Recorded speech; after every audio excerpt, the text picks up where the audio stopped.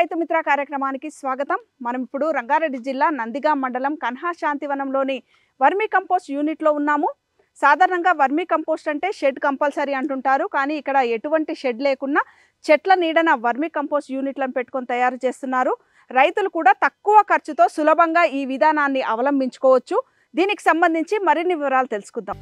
నమస్కారం సార్. నమస్కారం. జనరల్గా రైతులు కంపోస్ట్ అయితే సులభంగానే చేసుకుంటారు, ఎందుకంటే పొలం వల్ల మండలు ఆకులు అవో ఇవో ఉంటాయి కాబట్టి కుప్పేస్తారు, 15 రోజులకు ఒకసారి తిప్పేసుకుంటారు, పట్ట కప్పుకుంటారు, కొద్ది రోజులు అయితే కంపోస్ట్ అయితే వాడుకుంటారు. వర్మీ కంపోస్ట్ అయితే కొద్దిగా ఇబ్బంది అవుతుంది అని చేసుకోరు. కానీ సులభంగా వర్మీ కంపోస్ట్ కూడా మీరు చాలా చూపిస్తున్నారు డిస్ప్లే ఇక్కడ. ఎట్లా సార్, ఎట్లా పాసిబుల్ ఉంటుంది, దీనిలో ఎట్లాంటి ప్రాసెస్ ఉంటే మంచిగా వర్మీ కంపోస్ట్ రైతులు తక్కువ ఖర్చుతో తీసుకోవచ్చు? సో వెర్మీ కంపోస్ట్ అంటే ఏంటంటే వానబాములు యూజ్ చేసి చేస్తున్న కంపోస్టు. ఇదిలో ఏంటంటే ఓన్లీ ఇప్పుడు ఇది పెట్టినది ఒక డ్రై చేసిన పేడ పెట్టాలా. అందులో ఇప్పుడు మీరు పెట్టిన ఇమీడియట్గా ఒక 1 రోజు 2 రోజు తర్వాత అది నీళ్ళు పెట్టి డ్రై కూల్ చేసుకోవాలి. పేడని కూల్ చేసుకోవాలి. ఎండిన పేడని తీసుకొచ్చి మనం పెట్టి కూల్ చేసుకోవాలి. ఏంటంటే అందులో హీట్ ప్రొడ్యూస్ అవుతుందంటే వానబొమ్మలు చచ్చిపోతుంది. సో అందుకోసం ఒక 2 days నీళ్లు పెట్టి అది కూల్ చేసుకోవాలి. తర్వాత వానబొమ్మలు అక్కడ పెడతామంటే అందులో ప్రాసెస్ స్టార్ట్ అవుతుంది. సో జనరల్ గా ఏంటంటే టోటల్ బెడ్ ఇప్పుడు ఇక్కడ పెట్టిన బెడ్ 15 feet, పొడవు 15 feet, వెడల్పు 4 feet, హైట్ 2 feet పెడతాము. 2 feet హైట్. సైజుకు ఒక 10 డ్రై కౌడం కావాలా. 10 అంటే 1000 కిలోల కౌడం అంటే ఒక టన్ను కౌడంగ్ పెట్టాలా. తర్వాత ఒక 6 kg వానబాములు పెట్టాలా. సో అది టోటల్ గా బెడ్ ఫుల్ కంపోస్టింగ్ కి 3 months పడుతుంది ఫస్ట్ టైం కోసం. అండ్ 45 days లో ఫస్ట్ హార్వెస్ట్ స్టార్ట్ చేస్తాం. సో ఫస్ట్ ఒక హార్వెస్ట్ లో 150 kg స్టార్ట్ అవుతుంది. మళ్ళీ ఎవ్రీ వీక్ లో ఒక హార్వెస్ట్ చేస్తామంటే టోటల్ 12 weeks లో కంప్లీట్ అయిపోతుంది.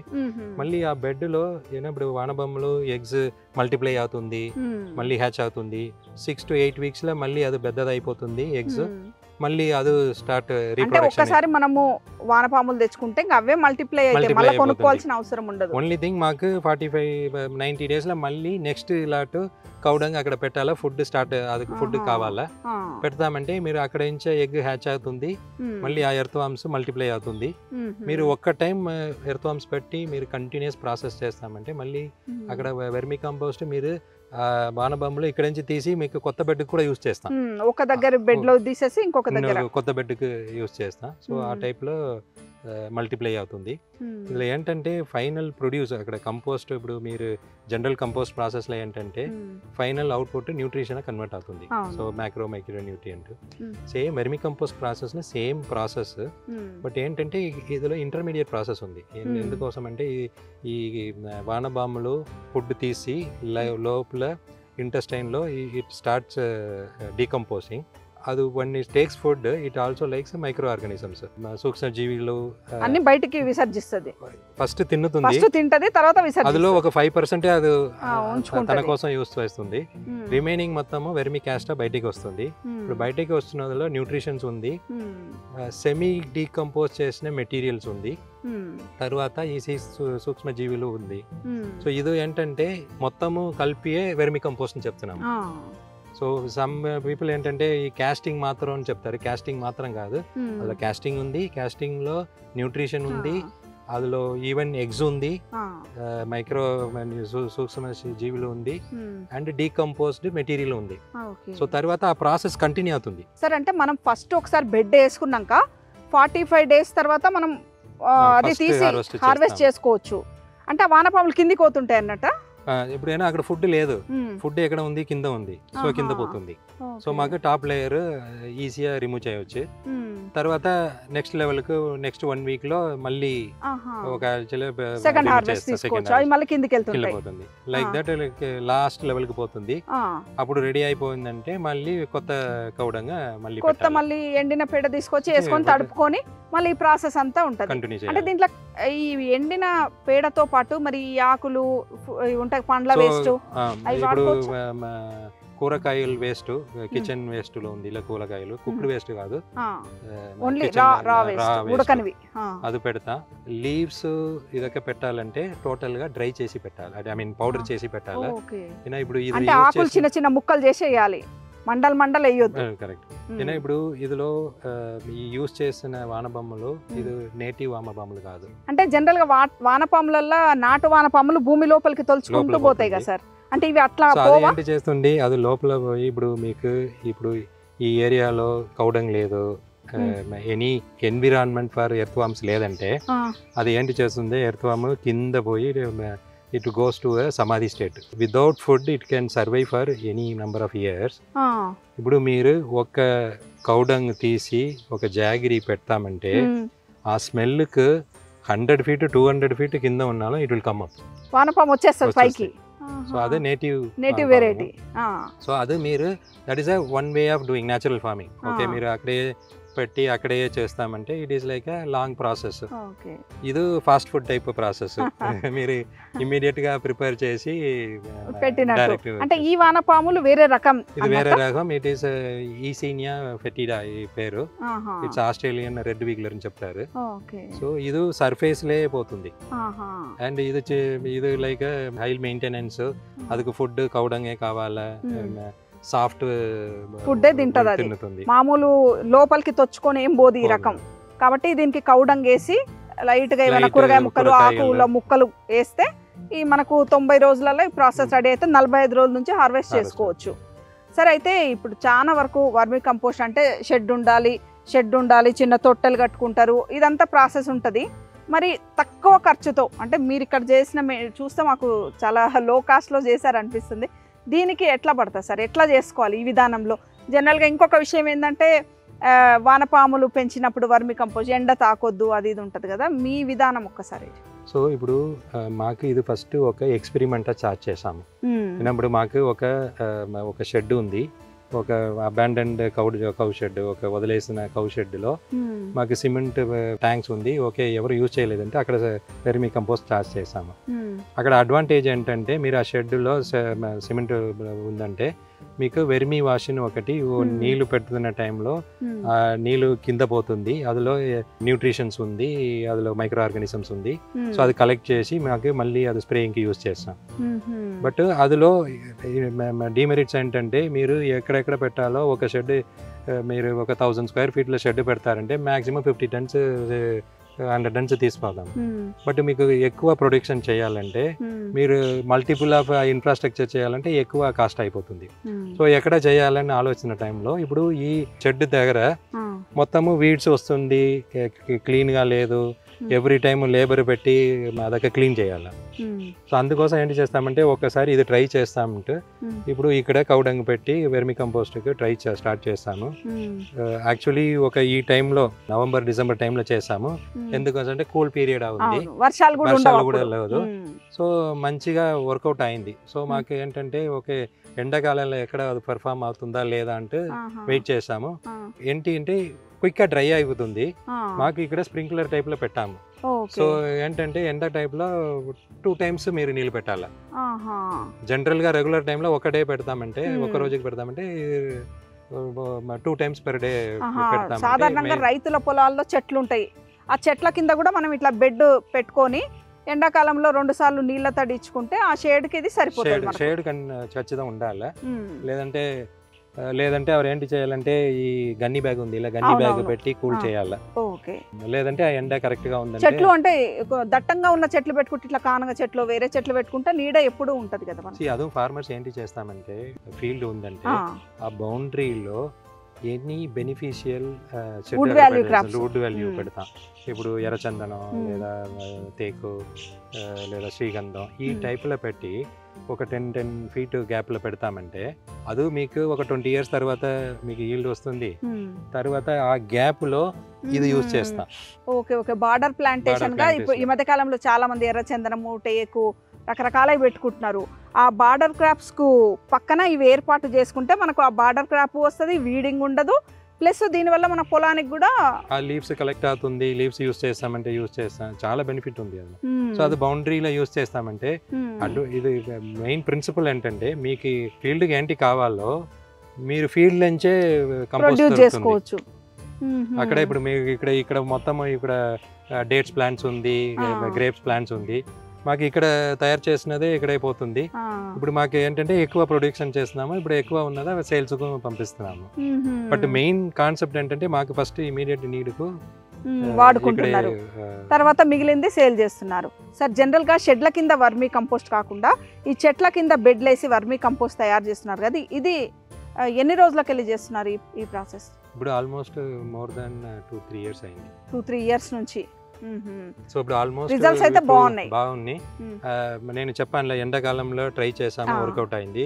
మళ్ళీ మాన్సూన్ టైంలో ఓకే వర్షం వస్తుందంటే ఏంటి ప్రాబ్లం అవుతుంది అంటే భారీ వర్షాలు వచ్చినప్పుడు ఏంటి పరిస్థితి? సో ఏంటవుతుందంటే ఎర్త్ వామ్స్ బయటికి వస్తుంది.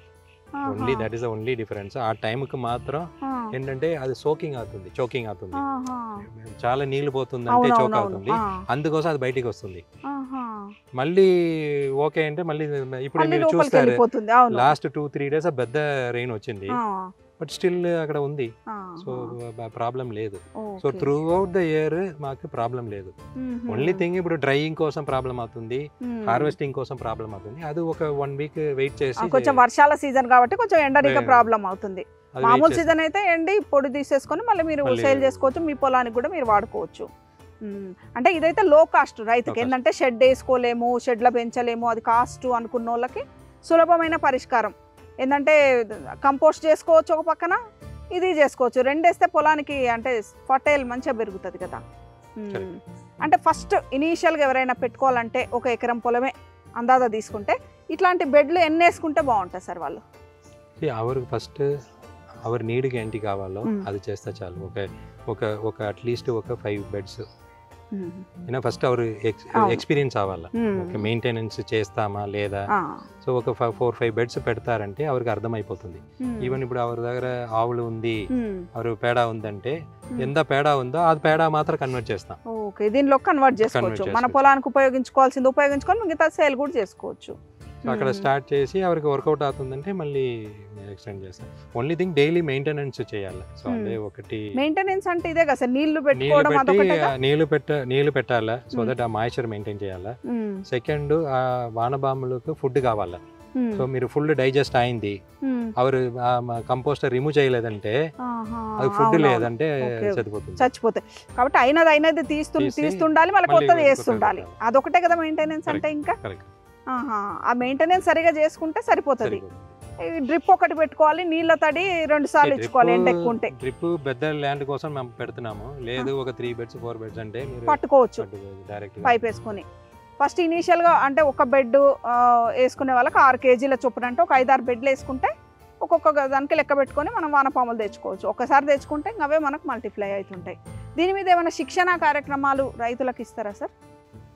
ట్రైనింగ్ కోసం చెప్తున్నారు. సో ట్రైనింగ్ అంటే 1 మంది 2 మంది వస్తా, ఇప్పుడు ఇక్కడ స్పెసిఫిక్ గా అది కోసం లేదు. బట్ ఒక 10-15 members 20 members వస్తారంటే ట్రైనింగ్. అంటే ఎవరైనా గ్రూప్ ఆఫ్ పీపుల్ వస్తే ఒక 15 మందో 20 మందో వస్తామంటే వాళ్ళకు శిక్షణ ఇస్తారు మీరు. ఓన్లీ థింగ్ ఇప్పుడు ఆశ్రమంలో ఇక్కడ స్టేయింగ్ అలాగా ఉంది. సో మినిమం ఏదైనా ఒక మినిమం ఫీజ్ వస్తుంది, అదే నామినల్ ఫీజ్ తీసుకొని మీరు నేర్పించే ప్రయత్నం కూడా చేస్తారు. ఇప్పుడు మీరు తయారు చేసింది కూడా మీకు ఉపయోగించుకోగా కూడా మిగులుతుంది కదా, జనరల్గా అదే ఎట్లా సేల్ చేస్తున్నారు సార్? సో ఇప్పుడు వెర్మీ కంపోస్ట్ స్పెసిఫిక్గా వెర్మీ కంపోస్ట్ అసలు ప్రోడక్ట్ ఉంది.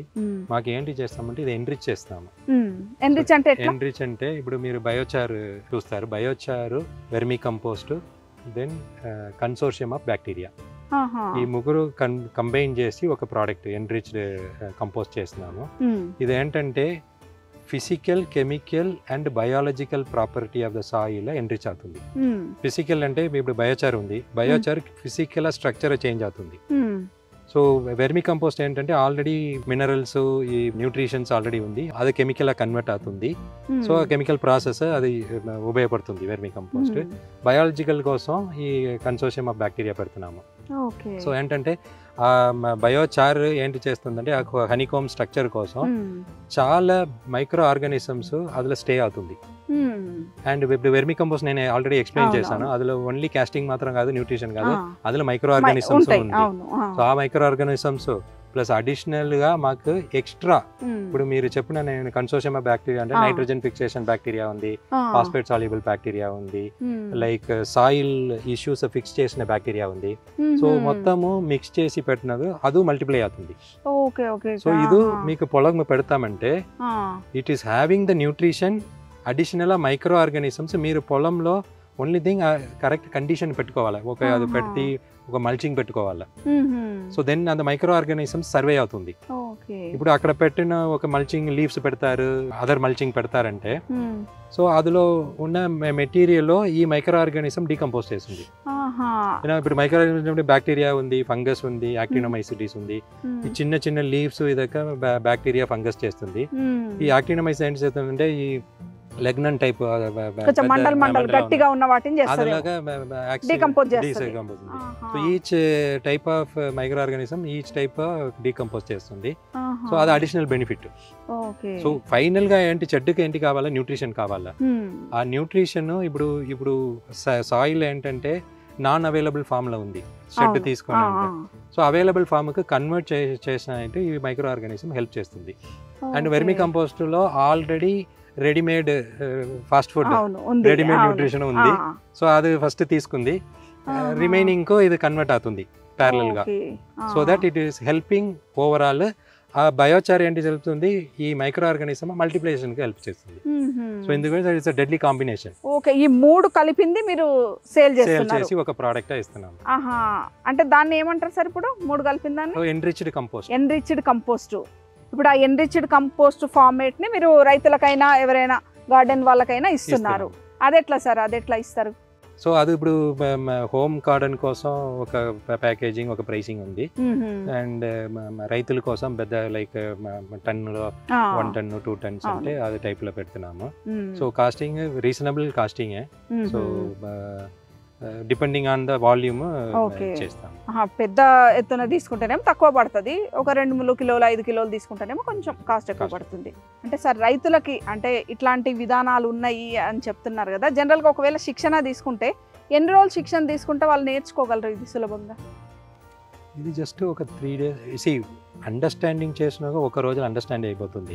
బట్ ప్రాక్టికల్ ఏంటి ఇష్యూస్ అట్లీస్ట్ ఒక 3-4 days 1 week ఉండారంటే then they will be able to understand the whole process. ఇప్పుడు ఎక్కడ బెడ్ ఫామ్ చేయాలా, ఎక్కడ హార్వెస్ట్ చేయాలా, ఎక్కడ నీళ్లు పెట్టాలా, ఎక్కడ ఎర్త్వాంస పెట్టాలా, ఈచ్ స్టేజ్ అండర్స్టాండ్ చేసుకోవాలా.